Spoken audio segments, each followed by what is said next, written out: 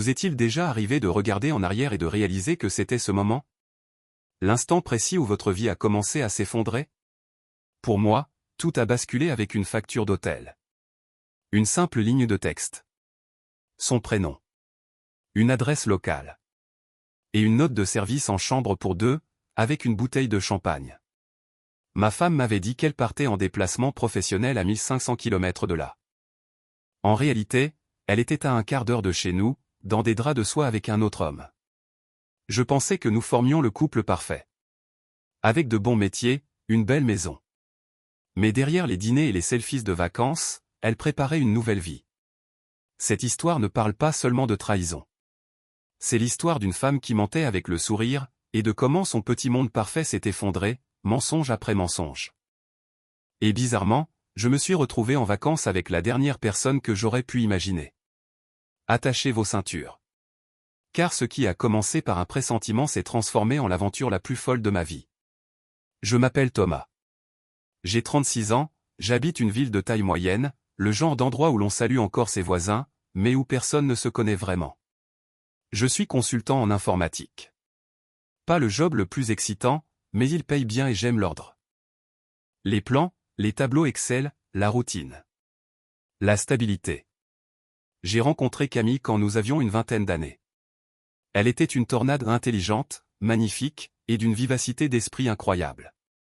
Elle travaillait dans la vente de matériel médical, toujours impeccablement habillée, capable de charmer n'importe qui. Nos amis plaisantaient en disant qu'elle pourrait vendre un radiateur à un habitant du désert. Cette assurance, c'était une des choses qui m'avait attiré chez elle. Nous sommes sortis ensemble pendant quelques années, puis nous nous sommes mariés. En tout, 11 ans ensemble, dont 8 de mariage. Nous n'avions pas d'enfants. Une décision prise d'un commun accord dès le début. Pas parce que l'idée nous déplaisait, mais parce que le moment ne semblait jamais être le bon. Nous bâtissions nos carrières, courions après des promotions, voyagions. Nous avions acheté une belle maison à 2 étages avec un grand jardin, entouré d'une clôture en bois que j'avais peinte moi-même. 2 voyages par an. L'Italie un été. Chamonix un autre. De l'extérieur, tout semblait parfait. Mais au début de cette année, quelque chose a changé. Pas d'un coup, pas de manière spectaculaire. C'était comme une fuite lente. Au début, je n'ai même pas remarqué que l'air se vidait. Camille a commencé à rentrer tard plus souvent. Elle disait que son entreprise lançait un nouveau dispositif médical et que la pression était énorme. Réunions interminables, délais serrés, appels de préparation tard le soir avec l'équipe marketing. Ça se tenait. C'était elle, toujours à fond, toujours à viser plus haut. Je n'ai pas posé de questions. Puis les déplacements ont commencé. Au début, c'était juste une fois toutes les quelques semaines, généralement du vendredi au dimanche. Congrès à Bordeaux. Formation client à Lille. Ce genre de choses. Puis c'est devenu presque un week-end sur 2. Parfois 2 d'affilée. Toujours la même excuse, on essaie de percer dans de nouveaux réseaux hospitaliers, je dois être là. Je ne suis pas idiot. J'ai remarqué. Mais j'avais confiance en elle. J'avais toujours eu confiance. Nous n'étions pas ce genre de couple qui vérifie la localisation de l'autre ou fouille dans les messages en cachette. Ce n'était pas nous. Du moins, c'est ce que je pensais. Ce qui a vraiment commencé à me turlupiner, c'était son téléphone. Toujours dans sa main. Ou sur ses genoux. Ou posé face contre la table. Avant, elle le laissait charger dans la cuisine, comme moi. Il m'arrivait de l'utiliser pour chercher quelque chose si le mien était déchargé. On connaissait même nos codes, pas pour espionner, mais par commodité. Puis, du jour au lendemain, ça a changé. Un soir, j'ai voulu prendre son téléphone pour vérifier la météo. Nous planifions une randonnée pour le week-end. Il demandait un code. Celui que je connaissais ne fonctionnait plus. Tu as changé ton mot de passe, ai-je demandé, l'air détaché. Oui, l'entreprise nous a obligés à tout mettre à jour. Politique de sécurité. J'ai haussé les épaules, mais ça m'a travaillé. Elle n'a pas proposé le nouveau code. Elle n'a même pas demandé pourquoi j'en avais besoin. Juste un rejet. Quelques semaines plus tard, j'ai remarqué qu'elle emportait son téléphone dans la salle de bain. À chaque fois. Pas 1 ou 2 fois aussi systématiquement. Avant, elle faisait défiler Instagram dans son bain, avec de la musique. Maintenant, c'était le silence total. 10, 15 minutes, porte fermée. Une fois, j'ai frappé pour vérifier si tout allait bien et j'ai entendu le clic de la serrure. À table, son téléphone était face cachée. La nuit, sous son oreiller. J'essayais de ne pas tirer de conclusions hâtives. Peut-être que le travail la stressait. Peut-être qu'elle avait besoin d'intimité. Qui n'en a pas besoin de temps en temps? Mais au fond, je commençais à me sentir comme un étranger dans ma propre maison. J'en ai parlé doucement un soir, pendant qu'on faisait la vaisselle. Dis, t'es souvent collé à ton téléphone ces temps-ci. Tout va bien? Elle s'est tournée d'un coup, trop vite, une assiette encore dans les mains. Quoi, tu me surveilles maintenant? Tu crois que je cache quelque chose? Non, non, ai-je répondu, levant les mains. C'est juste, tu sembles tendu en ce moment. C'est tout. Je me disais que parler pourrait t'aider. Elle a levé les yeux au ciel et est partie, marmonnant que j'exagérais toujours tout. C'est à ce moment-là que j'ai commencé à douter de moi. Peut-être que j'en faisais trop. Peut-être que j'étais trop insistant. Je ne suis pas du genre jaloux. Vraiment pas. Je n'ai jamais eu besoin de vérifier ce qu'elle faisait ou avec qui elle était. Mais là, c'était différent. Quelque chose dans la façon dont elle m'a regardé ou comme si je l'accusais alors que je n'avais fait que poser une question. Quelque chose dans la manière dont elle a retourné la conversation pour faire de moi le problème. C'est là que j'ai ressenti le premier frisson. Comme si quelque chose de froid et de réel s'insinuait entre nous. Pourtant, je me suis dit, tu es probablement juste parano. Elle est sous pression. Le boulot est dur. La vie est chargée. Ne va pas inventer des problèmes. Mais je mentirais si je disais que les doutes n'ont pas pris racine. Ils l'ont fait. Silencieux. Discrets. Mais ils étaient là. Quelques mois après que les choses ont commencé à sembler étranges, j'étais assis à la table de la cuisine, triant une pile de courriers et de relevés bancaires en ligne. C'était la période des impôts, et je prenais de l'avance pour organiser les reçus et les dépenses. C'est moi qui gère les finances à la maison, non pas que Camille ne puisse pas, mais elle disait toujours que ça lui donnait mal à la tête. Ça ne me dérangeait pas. Ce jour-là, j'avais quelques heures à tuer avant le dîner, alors j'ai ouvert notre compte commun de cartes bancaires pour séparer les dépenses professionnelles des personnelles. Je regardais surtout mes propres frais au voyage, fourniture de bureau, le classique. Puis j'ai commencé à examiner les siens. Elle utilisait beaucoup la carte lors de ses déplacements professionnels. Généralement pour des repas, des taxis, des hôtels. Rien d'inhabituel. Mais quelque chose d'étrange a attiré mon attention. Une facture d'hôtel à Lyon. Ça m'a interpellé, car c'est à 10 minutes de chez nous. J'ai pensé à une erreur. Peut-être une transaction enregistrée tardivement. Ça arrive. J'ai noté et continué. 2 pages plus tard une autre. Cette fois, c'était un hôtel à Villeurbanne, toujours dans notre ville. Là, j'ai ralenti. J'ai vérifié les dates. Et le schéma m'a frappé comme une brique en plein torse. Chaque week-end où Camille disait partir en déplacement à Bordeaux, Marseille, Toulouse où il y avait une facture d'hôtel dans notre code postal. J'ai consulté notre calendrier. Elle avait bloqué ces week-ends comme déplacement professionnel. Vol, escale, tout ça. Mais les factures ne mentaient pas. Elles étaient toutes à moins de 20 km de chez nous. D'abord, je me suis dit que c'était une erreur. Peut-être que la chaîne hôtelière centralise ses paiements au même endroit, et c'est pourquoi ça apparaissait local. Ou peut-être que Camille réservait des chambres pour des collègues. Quelque chose. Je voulais croire qu'il y avait une explication logique. Mais ensuite, j'ai vu quelque chose que je ne pouvais ignorer. Service en chambre. Une note spécifique sur une des factures, dîner pour 2. Une autre, d'un autre hôtel, bouteille de champagne, service en chambre, 2 plats principaux. Je me souviens m'être adossé à ma chaise, fixant l'écran. Je n'étais pas encore en colère. J'étais gelé.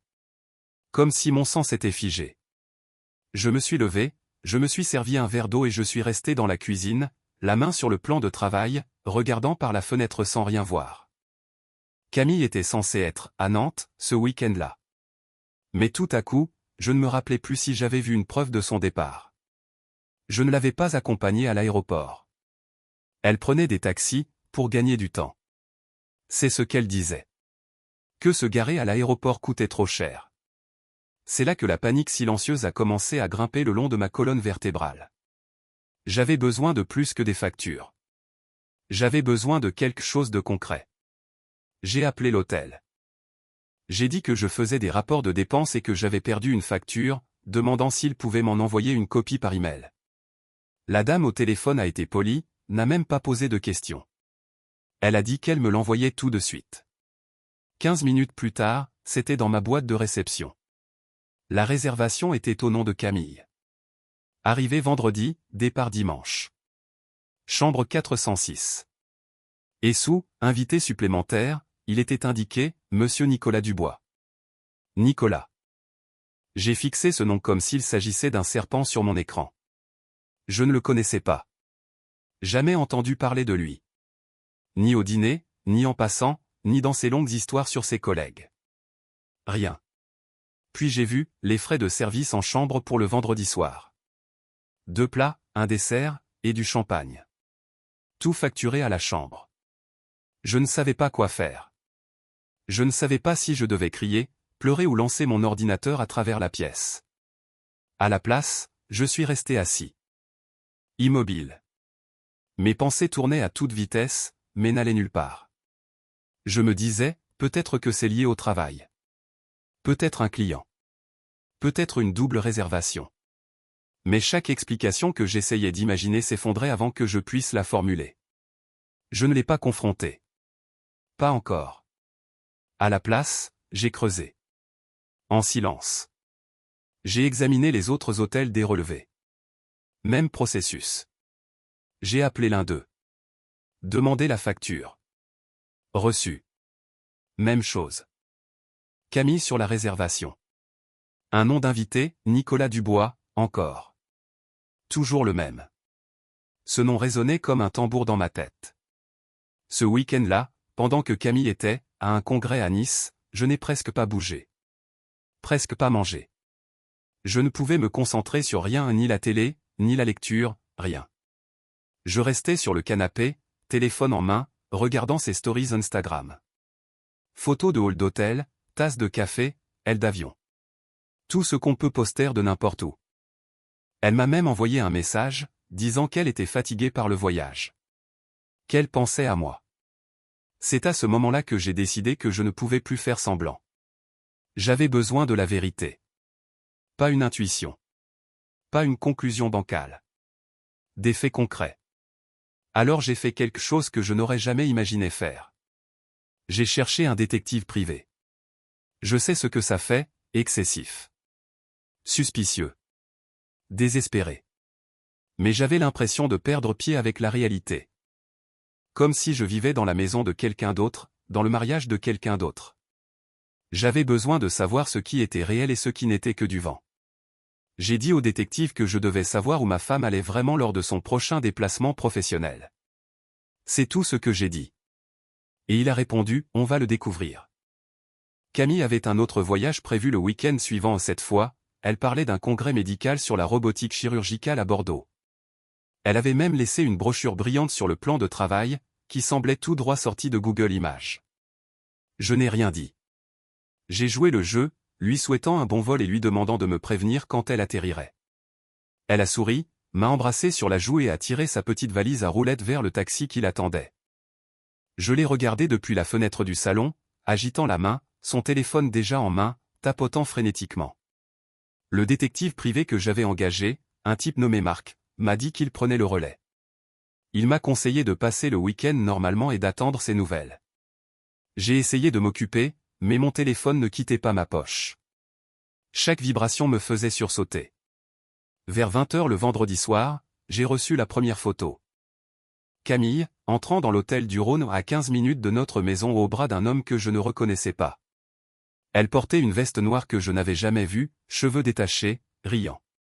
Lui, peut-être un peu plus jeune que moi, bien habillé, avec un air arrogant. Le genre de type qui prend des selfies à la salle de sport et a un profil Instagram trop parfait. Marc a envoyé d'autres photos. Eux au comptoir de la réception. Elle posant sa tête sur son épaule pendant qu'ils attendaient les clés. Puis dans l'ascenseur, sa main sur son torse, leurs visages proches.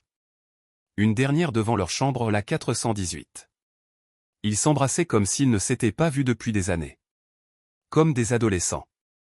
Je suis resté assis sur le canapé, fixant mon téléphone, clignant à peine des yeux. Je n'ai pas bougé. J'ai dû rester là 1 heure entière, faisant défiler les photos. Zoomant. Observant les détails. La manière dont elle inclinait la tête en lui souriant. Leur proximité. Son air détendu comme si rien au monde ne la préoccupait. Comme si je n'existais pas. Je n'ai pas ressenti de colère au début. C'était autre chose. Comme si tout mon corps était engourdi, et que j'assistais à la scène comme si elle arrivait à quelqu'un d'autre. Je repensais à toutes les fois où elle rentrait fatiguée de ses voyages, me racontant des conférences ennuyeuses, des vols retardés, des taxis lents. Tout ça semblait être une pièce de théâtre maintenant. Un spectacle soigneusement répété. Le lendemain matin, Marc m'a envoyé un message. Il n'avait pas quitté l'hôtel. Vu dans le hall prenant un café, puis remontant à l'étage. Même scénario le samedi soir. Le dimanche matin, il a confirmé qu'ils avaient quitté l'hôtel vers midi. Camille est rentrée tard ce soir-là. Elle a dit que son vol avait été retardé. J'étais sur le canapé quand elle est entrée, tirant sa valise comme si de rien n'était. Elle avait l'air un peu agitée. Elle a retiré ses baskets et a commencé à défaire ses affaires dans l'entrée, comme toujours. Les vols étaient un cauchemar, a-t-elle dit nonchalamment. Apparemment, la moitié de l'aéroport manquait de personnel. J'ai failli rater ma correspondance. J'ai hoché la tête. Sans dire grand-chose. Elle a continué à parler. Le congrès était ennuyeux, la nourriture de l'hôtel médiocre, elle voulait juste une longue douche et se coucher tôt. Je me suis levé et j'ai dit, il faut qu'on parle. Elle m'a jeté un regard et a levé les yeux au ciel. Ça peut attendre demain? Je suis vraiment crevé. Non, ai-je dit. Ça ne peut pas attendre.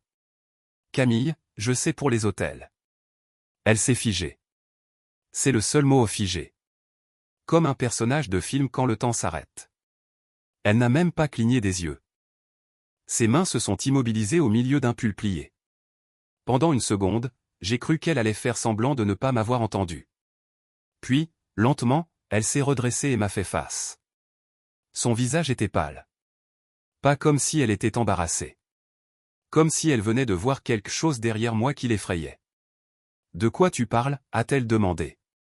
Sa voix a légèrement tremblé, comme si elle essayait de rester calme mais n'y arrivait pas tout à fait. Je n'ai pas répondu tout de suite. Je suis allé à la table de la cuisine, j'ai pris les factures imprimées et les ai posées devant elle. Hôtel du Rhône. Auberge des Saules. Hôtel du Parc. Tout a son nom. Tous les week-ends où elle était censée être à l'autre bout du pays. Voilà de quoi je parle. Elle les a regardées comme si elles étaient écrites dans une langue étrangère. Puis elle a secoué la tête. Ce n'est pas ce que tu crois, a-t-elle dit rapidement. Ce sont d'anciennes réservations. Des trucs pour le boulot. Tu as réservé une suite avec un type nommé Nicolas Dubois, ai-je demandé. Ce nom l'a frappé comme une gifle. Sa bouche s'est ouverte, puis refermée. Elle n'a pas répondu. J'ai des photos, ai-je dit. Toi, à l'hôtel du Rhône. Main dans la main. Dans l'ascenseur. En train de l'embrasser devant votre chambre. C'est là que tout a craqué. Ses épaules se sont affaissées. Ses lèvres ont tremblé. Elle a baissé les yeux au sol, comme une enfant surprise à mentir. Je ne voulais pas que ça arrive, a-t-elle murmuré. Je n'ai pas répondu. Je suis resté là, bras croisés, le cœur battant comme un tambour dans ma poitrine. Elle a commencé à pleurer. Ça n'était pas prévu. Ça a dérapé. Je n'ai rien dit. Elle a fait un pas vers moi, mais j'ai reculé. Pas par colère. Par instinct. Je ne voulais pas te faire de mal, a-t-elle dit. S'il te plaît, parlons-en. J'ai regardé la femme avec qui j'avais partagé ma vie pendant plus d'une décennie et j'ai réalisé que je ne la reconnaissais plus. Plus du tout. Je ne voulais pas que ça arrive, sanglotait Camille, assise au bord du canapé, les mains sur le visage. Son mascara coulait, et elle essuyait ses yeux comme si elle pensait que ça me ferait de la peine pour elle. Ça, c'est devenu compliqué. C'est fini maintenant. Je te le jure. Je n'ai rien dit. Je suis resté dans le salon, fixant la femme que je pensais connaître. Cette femme n'existait plus. Elle m'a regardé, les yeux rougis. Ça ne voulait rien dire. J'ai incliné la tête. Cette phrase, là, m'a touché d'une manière que je n'attendais pas. Rien dire? Ça voulait assez pour qu'elle se cache pendant des mois. Assez pour mentir en me regardant dans les yeux, encore et encore. Assez pour inventer des détails de vol et faire ses valises pour des voyages qui n'existaient pas. Assez pour réserver des chambres d'hôtel, commander du champagne et murmurer des choses à l'oreille de quelqu'un d'autre derrière des portes fermées. Et puis, comme ça, quelque chose en moi a basculé. Je n'étais plus engourdi. J'étais en colère. « Tu veux parler du compte commun ?» ai-je demandé. Elle a cligné des yeux, confuse. Quoi?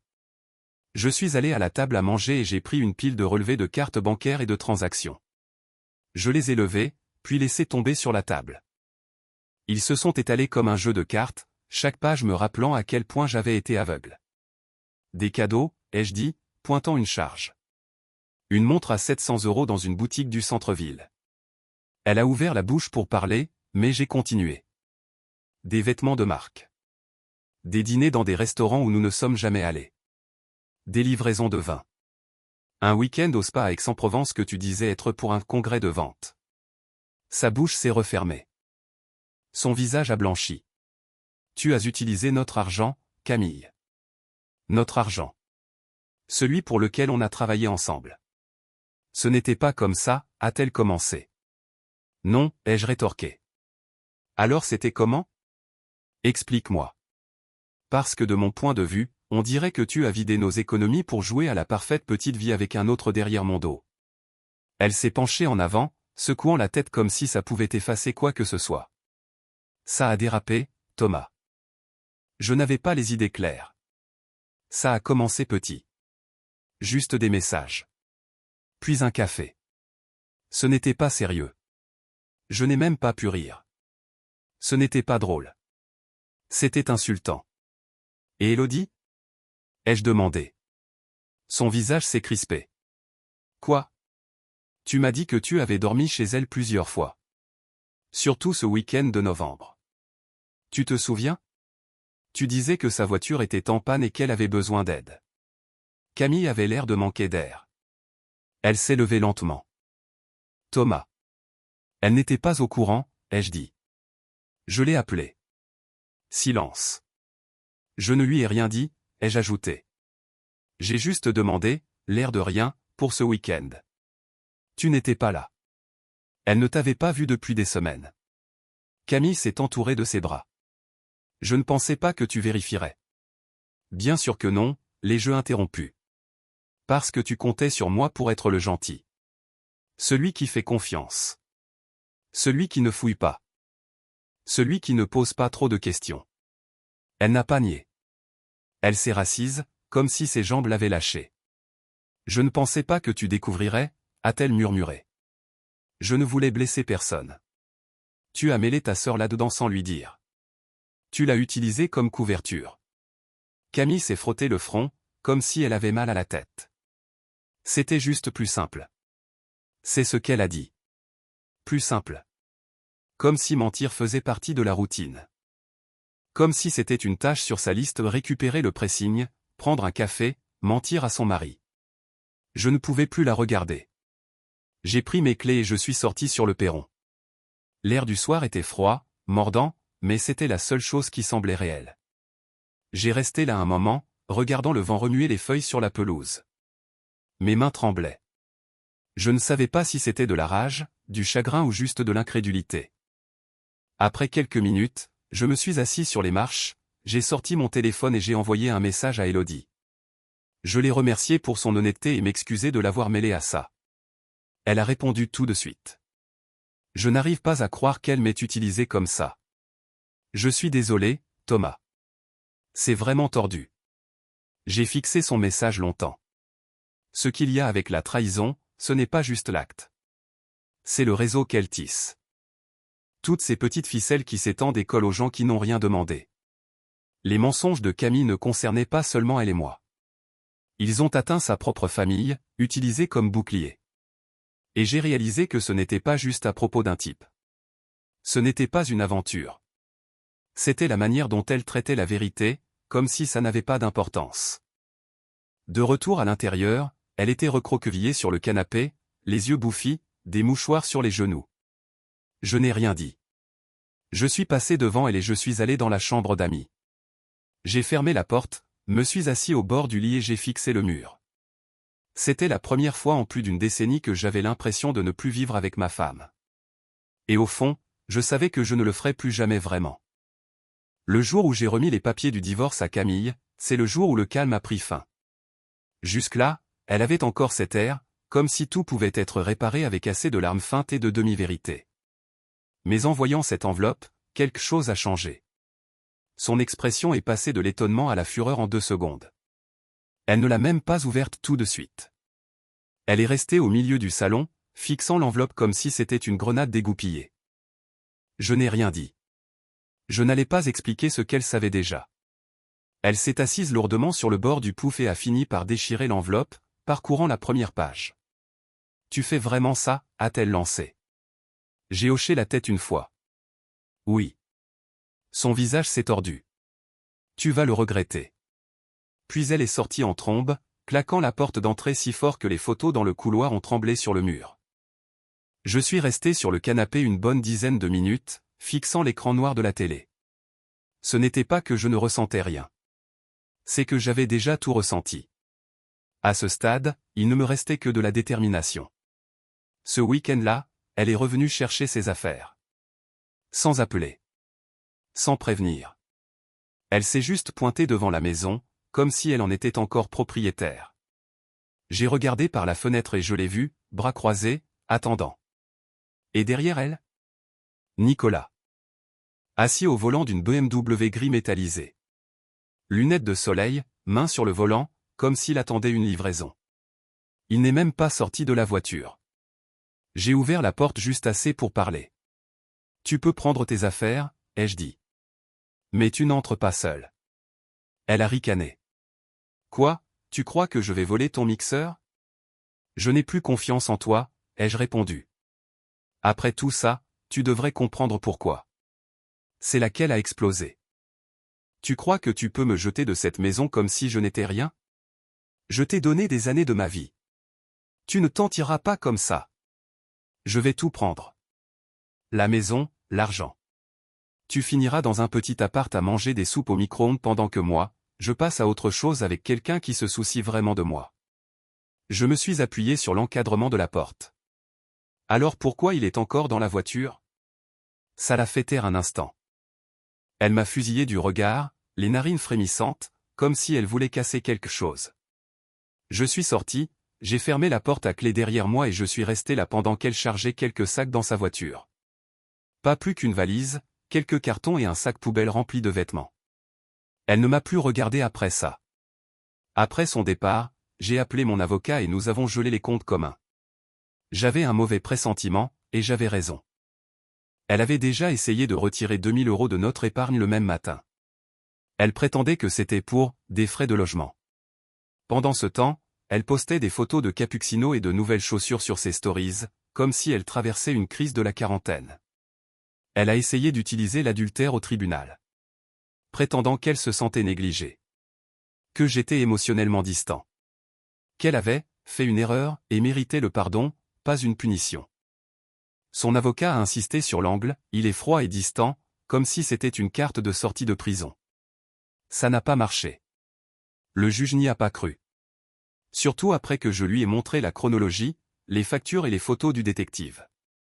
Il a haussé un sourcil en voyant les réservations d'hôtel. Il a dit quelque chose à propos un schéma constant de tromperie. L'avocat de Camille avait l'air de vouloir être ailleurs. Mais ça ne s'est pas arrêté là. Apparemment, elle a essayé de recoller les morceaux avec Nicolas. Je ne l'ai appris que le lendemain de l'audience. Elle devait penser qu'une fois le divorce en route, elle et son nouveau mec pourraient filer ensemble vers le coucher de soleil. Mais Nicolas? Il avait d'autres plans. Il l'a largué.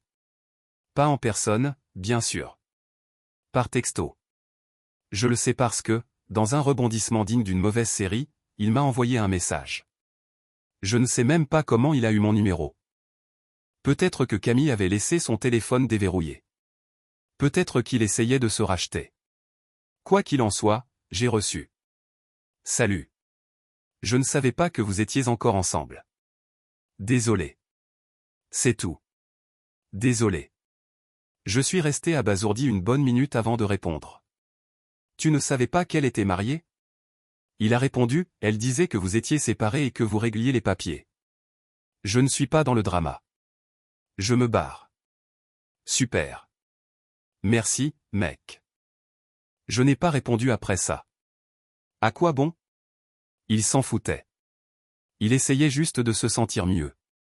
Bonne chance à la prochaine femme qui finira avec ce type. Il pliera probablement comme une chaise de jardin dès que les choses se compliqueront. Quant à Camille, elle a arrêté de me parler un moment après ça. Je pense qu'elle croyait qu'après avoir perdu le mariage et Nicolas la même semaine, la prochaine étape logique était de faire profil bas et de se regrouper. Mais je la connaissais trop bien. Elle n'avait pas fini. Loin de là. Ce n'était qu'une question de temps avant que la spirale ne s'aggrave. Et je commençais à réaliser que j'étais enfin libre du chaos dans lequel je ne savais même pas que je me noyais. Ça a été calme un moment. Je pensais que Camille avait peut-être décidé de gérer son désastre seule. Je n'avais pas de nouvelles depuis environ une semaine et demie après le procès. La maison commençait à redevenir la mienne. J'avais même dormi toute la nuit quelques jours d'affilée, ce qui n'était pas rien. Puis est venue la nuit où j'ai entendu frapper à la porte d'entrée. Il était 2h08. Je me souviens parce que j'ai vérifié mon téléphone, pensant que c'était un rêve. Mais ça a recommencé au des poings furieux contre le bois. Et à travers la porte, je l'ai entendu. Tu as ruiné ma vie. Je me suis redressé dans mon lit, le cœur battant. J'ai jeté un œil par la fenêtre de la chambre et je l'ai vue là, sous la lumière du perron. Elle ressemblait à un fantôme d'elle-même. Cheveux en désordre, maquillage étalé, manteau glissant d'une épaule. Pieds nus. Hurlant dans la nuit. Tu crois que c'est fini? Tu crois que tu peux me jeter comme ça? Je n'ai pas ouvert la porte. Je ne suis même pas descendu. J'ai fait ce que je devais faire. J'ai lancé l'enregistrement sur mon téléphone et j'ai appelé la ligne non urgente de la police. Bonjour, mon ex-femme est devant chez moi, elle est ivre et hurle. Je ne m'engage pas avec elle, j'ai juste besoin d'aide pour qu'elle parte. Ils ont envoyé 2 agents en 10 minutes. Quand ils sont arrivés, elle était assise sur les marches, pleurant, le mascara coulant jusqu'à sa mâchoire. Elle les a regardés et a recommencé à crier. Il m'a enfermé dehors. Il m'a abandonné. Je suis resté à l'intérieur, téléphone toujours en train d'enregistrer, jusqu'à ce qu'un des agents frappe et me demande de sortir. Je leur ai montré les images de ma caméra. L'agent m'a fait un signe de tête, puis s'est retourné vers elle. Ils ne l'ont pas arrêté. Ils l'ont calmement escortée jusqu'à leur voiture et lui ont dit qu'elle devait quitter les lieux. L'un d'eux a proposé d'appeler un taxi, mais elle a refusé. Elle a dit qu'elle marcherait. Je ne sais pas où elle est allée. Je n'ai pas demandé. Mais l'agent m'a dit, avant de partir, assurez-vous de tout documenter. Si ça se reproduit, on passe au niveau supérieur. Je suis resté là longtemps après leur départ. Juste moi, la lumière du perron, et le froid. Je ne me sentais pas victorieux. Je ne ressentais pas grand-chose. Surtout, j'étais fatigué. Comme si tout le poids des derniers mois s'était posé sur mes épaules. Le lendemain, j'ai tout transféré à mon avocat. Il a dit que ça aiderait au tribunal, aux prochaines audiences. Je ne voulais même pas de vengeance. Je voulais juste que tout soit fini. Une semaine plus tard, j'ai reçu un appel d'Élodie, la petite sœur de Camille. Elle a été virée, a-t-elle dit. J'ai cligné des yeux. Quoi? Camille. Elle est dehors. Ils l'ont licenciée mardi. Je me suis adossé à ma chaise de bureau. Pourquoi? Élodie a hésité, puis soupiré. Tu sais que Nicolas travaillait sous ses ordres, non? J'ai serré la mâchoire. Non, je ne savais pas. Eh bien, apparemment, il y a une politique très stricte sur les relations entre supérieurs et employés de leur département. Surtout s'il y a des déplacements. Je n'ai rien dit. Les rumeurs ont circulé après le divorce.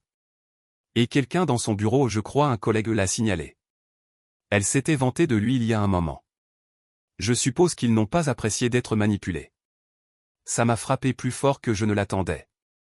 Pas parce que j'avais pitié d'elle, mais à cause de la vitesse à laquelle tout s'effondrait. Pas de petit ami. Pas de boulot. Pas de maison. Et d'après ce que je savais, elle n'avait nulle part où atterrir. J'ai appris plus tard qu'elle squattait des canapés, dormant dans sa voiture certaines nuits. J'ai reçu un message de sa mère peu après, me demandant si je pouvais aider Camille financièrement, juste le temps qu'elle se remette sur pied. Je n'ai pas répondu à ce message. Ses parents m'avaient d'abord supplié de lui pardonner. Son père m'a appelé 2 fois, demandant si on pouvait tous s'asseoir et discuter, comme des adultes. Mais maintenant? Il commençait à réaliser l'ampleur de ce qu'elle avait fait. Je crois que sa mère espérait encore que je sois pour la sauver de ses propres erreurs. Mais je n'étais plus ce mec-là. Ce mec-là était parti. J'avais été menti, volé, utilisé, et insulté sur mon propre perron au milieu de la nuit. Ce n'était pas un mariage. Ce n'était pas de l'amour. C'était de la manipulation, de la part de quelqu'un qui pensait ne jamais avoir à en payer le prix. Et maintenant, le prix arrivait. C'était étrange de regarder tout s'effondrer de loin. Sans applaudir, sans me sentir satisfait. Juste regarder. Comme quelqu'un au bord d'un champ après une tempête, observant ce qui reste. Je ne lui souhaitais pas de mal. Vraiment pas. Mais je n'allais pas non plus lui lancer une bouée après qu'elle ait coupé la mienne et y ait mis le feu. Elle avait fait ses choix. Maintenant, elle pouvait vivre avec. C'est drôle comme parfois, les gens dont on attend le moins sont ceux qui nous aident le plus. Après que tout avec Camille a été révélé, je pensais gérer les retombées seul. Je ne m'attendais pas à ce que quelqu'un prenne de mes nouvelles, surtout pas de son côté de la famille. Mais Élodie l'a fait. Élodie, sa petite sœur. Au début, elle m'a envoyé un message pour dire qu'elle était désolée d'avoir été mêlée à tout ça. Elle disait n'avoir aucune idée que Camille l'avait utilisée comme alibi. Elle semblait sincèrement gênée. Je le sentais à sa façon d'écrire des messages courts, soigneusement formulés, comme si elle ne voulait pas dépasser les bornes. J'ai apprécié. La plupart des gens marchaient sur des œufs avec moi ou évitaient le sujet. Je lui ai dit qu'elle n'avait pas à s'excuser pour les choix de sa sœur. Ça a mené à un échange plus long. On a commencé à s'écrire plus souvent d'abord sur le procès, puis sur tout le reste. Elle me demandait si je dormais bien, si je mangeais, si j'avais vu un bon film récemment. Une nuit, après une longue journée de travail, elle a déposé un plat de gratin dauphinois qu'elle avait fait. Juste posé sur le perron avec un mot, je me souviens que tu aimais cette recette. Pas de pression, juste penser que ça te changerait des plats à emporter.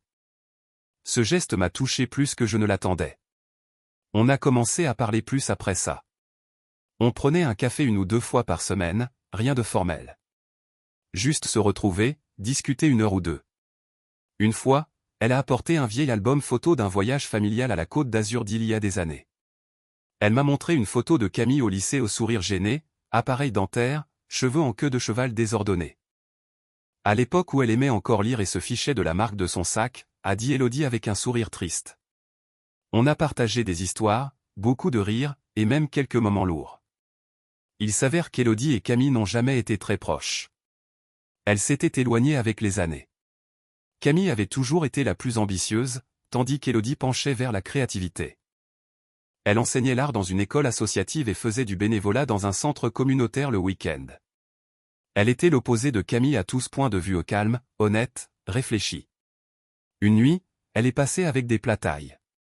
On a mangé à la table de la salle à manger, celle qui me semblait trop grande pour moi seul. La conversation a duré. Ce n'était plus à propos du divorce. C'était à propos de la vie. Des livres qu'on aimait. Pourquoi elle ne s'était jamais mariée. Le genre de choses qu'on partage quand on n'a plus rien à cacher. Quand le repas était fini et qu'on parlait encore, elle m'a regardé un long moment et a dit « Tu sais ce qui est bizarre ?» J'ai haussé un sourcil. « Quoi ? » « Je te connais depuis presque 10 ans, a-t-elle dit, mais j'ai l'impression de rencontrer le vrai toi seulement maintenant. Je ne savais pas quoi répondre. Mais j'ai souri. Quelque chose a changé cette nuit-là. Pas de manière bruyante ou dramatique. C'était discret, comme une porte qui s'ouvre lentement après être restée coincée trop longtemps. Je ne me suis pas précipité, et elle non plus. Mais on l'a tous les deux ressenti. Des sentiments ont grandi. Lentement. Prudemment. Je n'avais plus confiance facilement. Et Élodie ne m'a jamais poussé. Elle ne jouait pas, n'essayait pas de me réparer, ne prétendait pas avoir toutes les réponses. Elle écoutait. Et quand elle parlait, c'était toujours honnête et gentil même quand la vérité n'était pas belle. Puis Camille l'a découvert. Ça n'a pas pris grand-chose. Un ami commun a dû nous voir ensemble et parler. J'ai reçu une série de messages de Camille cette nuit-là, chacun plus délirant que le précédent. Tu fais ça pour te venger? Elle? Entre toutes? Vous êtes malade. J'espère que tout le monde verra qui vous êtes vraiment. Et ce n'était que le début. Elle a posté des choses vagues et amères en ligne. Certains passent à autre chose bien vite. Ça doit être agréable de faire comme si rien ne s'était passé. Ce genre de pique voilée. Certains de ses amis ont aimé les posts, peut-être par loyauté. Mais la plupart sont restés silencieux. Quelques-uns m'ont même écrit en privé.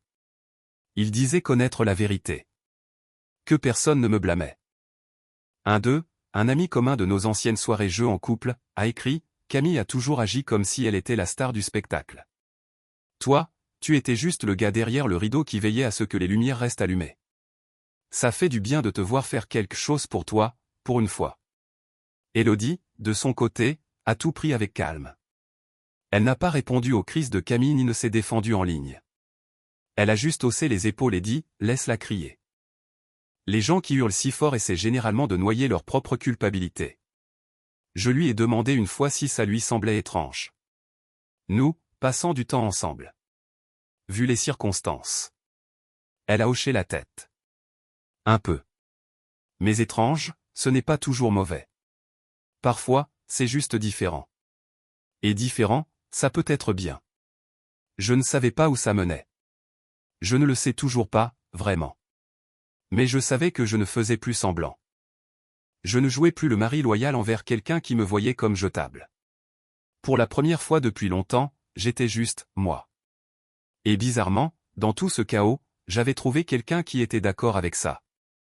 Quand les procédures judiciaires ont enfin été terminées, j'ai récupéré tout ce qui m'appartenait. Elle est partie avec presque rien. La moitié de nos biens communs se résumait à une petite somme d'argent que j'ai payée pour le canapé et la télévision.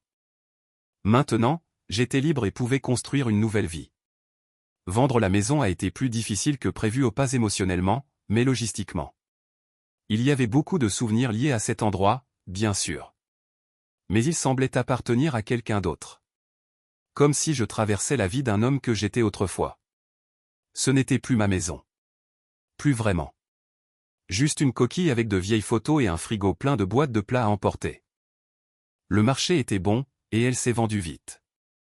J'ai emballé les affaires pièce par pièce, triant les cartons avec soin au début, puis avec de moins en moins d'attachement.